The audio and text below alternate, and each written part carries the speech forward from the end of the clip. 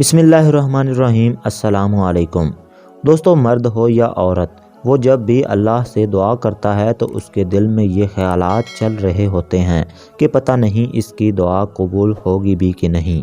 یہی وجہ ہوتی ہے کہ دعا کر کے بھی اس کے دل میں بے چینی سی رہتی ہے۔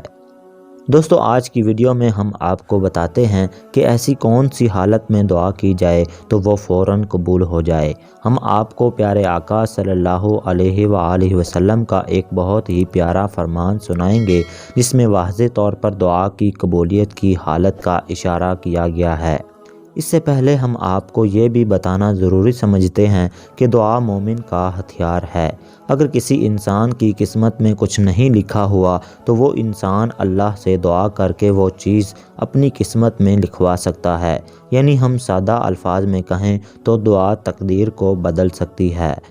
لیکن ایسی کون سی حالت ہے جس میں دعا کریں تو وہ فوراً قبول ہو جائے؟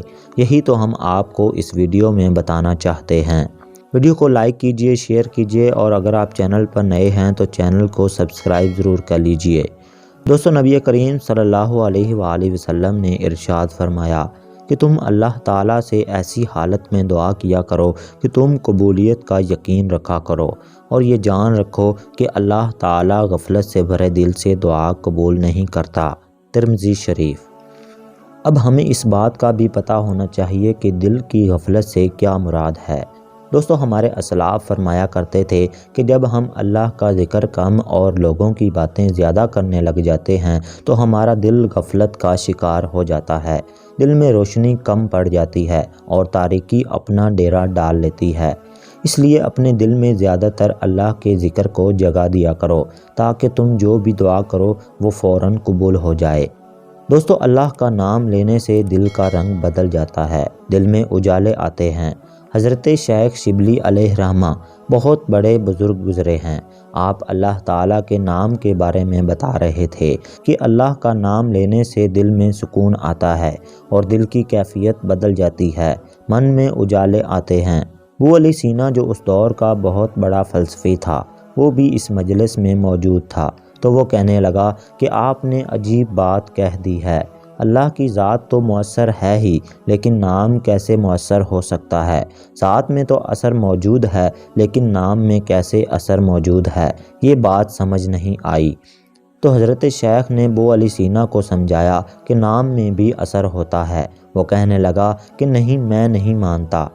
تو حضرت شیخ تھوڑے سے غصے میں آ گئے، چہرے پر سرخی آ گئی اور فرمانے لگے، ابو علی سینا، میں تیرے سے کیا بات کروں، تو گدھا ہے۔ تو ابو علی سینا کے چہرے پر سرخی آ گئی، غصے سے لال پیلا ہو گیا کہ مجھے گدھا کہہ دیا، وہ بھی بڑی مجلس میں۔ اتنا بڑا فلسفے کا امام کہ زمانہ میرا معترف ہے، اتنی کتابیں میں نے لکھی ہیں۔ تو حضرت شیخ شبلی مسکرانے لگے اور فرمایا کہ دیکھا نا کہ گدھے کے نام میں اتنی تاثیر ہے کہ تیرے چہرے کا رنگ بدل گیا ہے۔ اگر گدھے کے نام میں اتنی تاثیر ہو سکتی ہے تو پھر اللہ کا نام لینے سے کیا دل کا رنگ نہیں بدل سکتا؟ بدلتا ہے۔ تو اس کا نام لوگے تو دل بدلے گا۔ اس کا بابرکت نام لینے سے دل کو قرار آتا ہے، دل کو نور نصیب ہوگا، دل میں اجالے آئیں گے۔ جب بندہ زبان سے اللہ اللہ کہتا ہے تو اس کے تاثرات اس کے دل پہ مرتب ہوتے ہیں، اور کثرت سے ذکر کرنے والے شخص کا دل پر نور ہو جاتا ہے۔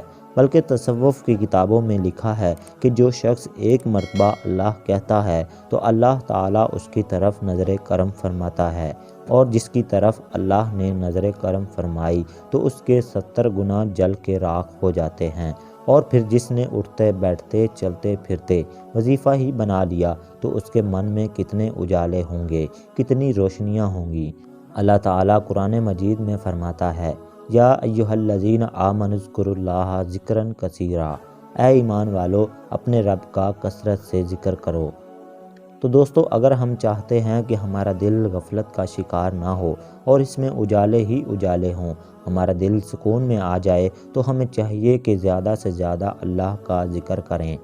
قرآن پاک میں ارشاد ہے کہ جان لو بے شک اللہ کے ذکر میں ہی دلوں کا سکون ہے۔ تو دوستو، اگر آپ چاہتے ہیں کہ آپ کی دعا قبول ہو تو اپنے دل کو غفلت کا شکار نہ ہونے دیں۔ ملتے ہیں نیکسٹ ویڈیو میں، تب تک کے لیے اللہ نگہبان۔